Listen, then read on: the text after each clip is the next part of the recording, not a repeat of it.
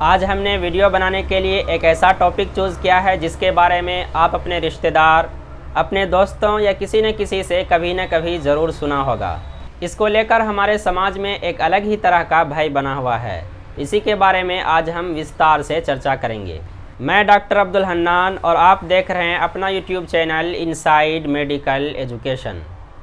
और आज का टॉपिक है कैंसर। दोस्तों, कैंसर एक ऐसी बीमारी है जिसके बारे में बहुत सारी गलत अवधारणाएं बनी हुई है। जैसे कुछ लोगों का मानना है कि कैंसर एक तरह का कीड़ा होता है जो कि कैंसर से पीड़ित व्यक्ति के अंदर ही अंदर उसके सेल्स को खाने लगते हैं। तो कुछ लोगों का मानना है कि कैंसर एक लाइलाज बीमारी है, या कुछ लोग कहते हैं कि कैंसर एक कम्युनिकेबल डिजीज़ है, यानी कि एक व्यक्ति से दूसरे व्यक्ति में फैलता है। इसी तरह से अन्य बहुत सारी धारणाएं हमारे समाज में प्रचलित है, जिससे कि कैंसर से पीड़ित व्यक्ति और उसके रिश्तेदारों पर इसका बहुत ही गहरा प्रभाव पड़ता है। लेकिन यह सब धारणाएं सत्य नहीं है, बल्कि सत्य तो यह है कि कैंसर के लिए जिम्मेदार कैंसर सेल्स वे एबनॉर्मल सेल्स होते हैं जो कि पहले तो नॉर्मल थे और अपने कामों को सही से अंजाम भी दे रहे थे। लेकिन जब किसी कारणवश कोई ग्रोथ स्टिमुलस इन सेल्स को डिवाइड करने तथा अपनी संख्या में बढ़ोतरी करने का संदेश देते हैं तो यह उस काम पर लग जाते हैं।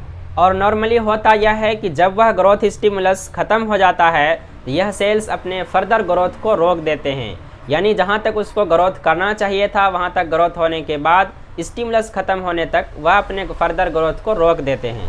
लेकिन जब यही सेल्स ग्रोथ स्टिमुलस के ख़त्म होने के बाद भी अपनी वृद्धि को बेबुनियाद तौर पर मनमर्जी करते हुए लगातार जारी रखते हैं और ग्रोथ करते ही चले जाते हैं तो यही सेल्स कैंसर सेल्स कहलाते हैं और इनसे उत्पन्न होने वाली बीमारी को कैंसर के नाम से जाना जाता है।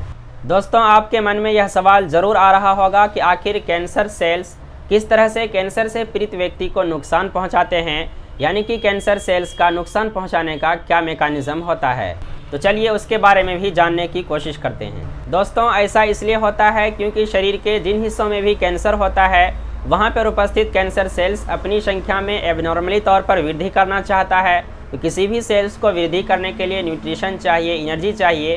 तो वे न्यूट्रिशन प्राप्त करने के लिए जो बगल के सेल्स के न्यूट्रिशन थे उसे एब्जॉर्ब करने लगते हैं, उसे हासिल करने लगते हैं। और जब ये उसके न्यूट्रिशन को खुद लेने लगते हैं तो वो सेल्स न्यूट्रिशन की कमी का शिकार हो जाते हैं, यानी उस सेल्स को न्यूट्रिशन की कमी होने लगती है।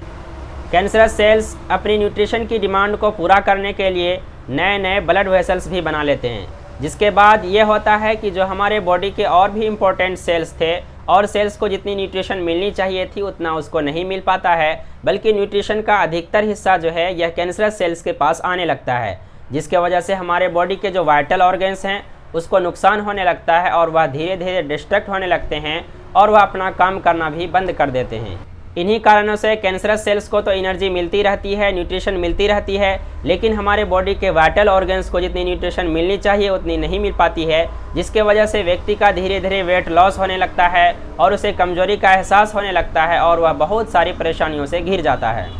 तो दोस्तों, यही था आज का वीडियो जिसमें हम लोगों ने जानने की कोशिश की कि कैंसर क्या होता है, कैंसर सेल्स क्या होते हैं और कैंसर से पीड़ित व्यक्ति में यह सेल्स किस तरह से उसे नुकसान पहुंचाते हैं, यानी उसे नुकसान पहुंचाने का मेकानिज़्म क्या होता है। उम्मीद है कि आप और हम इन तथ्यों को समझने में सक्षम रहे।